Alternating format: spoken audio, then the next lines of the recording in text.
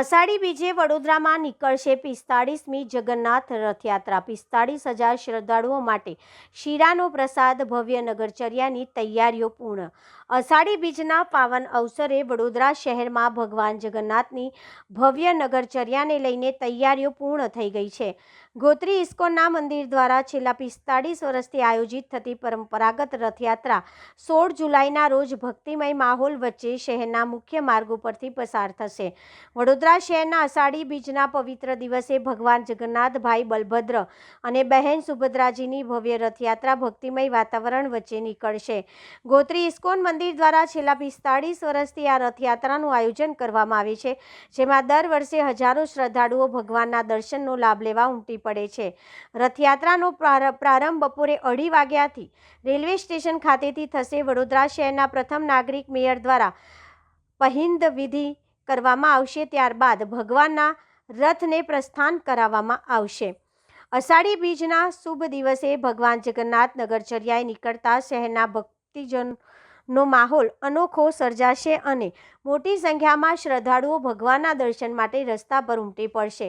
આ વર્ષે રથયાત્રા દરમિયાન શુદ્ધ દેશી ઘીમાંથી તૈયાર કરેલા શીરાના પ્રસાદનું વિતરણ કરવામાં આવશે। રથયાત્રા રેલવે સ્ટેશનથી કાલાઘોડા, કોઠી 4 રસ્તા, રાવપુરા, જુબેલી બાગ, પદ્માવતી શોપિંગ સેન્ટર, સુરસાગર, દાંડિયા બજાર, ખંડેરાવ માર્કેટ, મદન ઝાપા રોડ અને કેવડા બાગ થઈ પોલો મેદાન ખાતે પૂર્ણ થશે। વિશેષ વાત તો એ છે કે રથયાત્રા પસાર થયા બાદ સમગ્ર રૂટ પર સ્વચ્છતા અભિયાન પણ હાથ ધરવામાં આવશે, જેથી ધાર્મિક કાર્યક્રમ સાથે સ્વચ્છતાનો સંદેશ પણ સમાજ સુધી પહોંચે।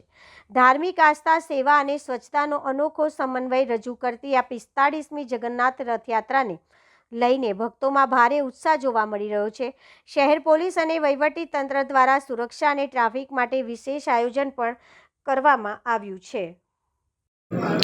ઇસ્કોન મંદિર દ્વારા દર વર્ષે ભગવાન જગન્નાથજીની રથયાત્રાનું આયોજન થતું હોય છે। આ વખતે 45મી રથયાત્રા 16મી તારીખે બપોરે 2:30 વાગે વડોદરા રેલવે સ્ટેશનથી પ્રારંભ થશે। આપણા મેયરશ્રી, વડોદરા શહેરના પ્રથમ નાગરિક શ્રીમતી ગીતાબેન મકવાણા પહિંદ વિધિ કરીને આ રથયાત્રાનો પ્રારંભ કરાવશે। પરંપરાગત રૂટ ઉપર ભગવાન જગન્નાથજી નગરચર્યા પર જ્યારે આપણા પાસે આવી રહ્યા છે, ત્યારે સૌ ભાવિક ભક્તોને મારી નમ્ર અપીલ છે કે આપણે શાંતિપૂર્ણ ભગવાનના દર્શનનો લાભ લઈએ અને 45,000 કિલો શીરો દેશી ઘીમાંથી જે બનાવવામાં આવે છે, પ્રસાદ પણ આપણને સૌને આપવામાં આવશે।